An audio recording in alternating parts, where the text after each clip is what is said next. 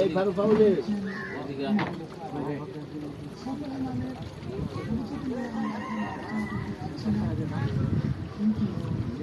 এদিকে যাও তো ভাই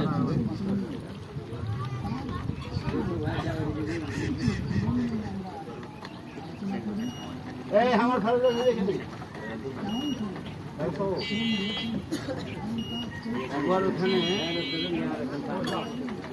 ভারতের ব্যাপারটা একদিন সমাধান করবো না এরপরে টাকা দিব না 3 টাকা এখানে খেলে ফেরত দিতে হবে আর সেই থেকে হিসেব আগে ফেরতের কথা করবো তারপরে যাবো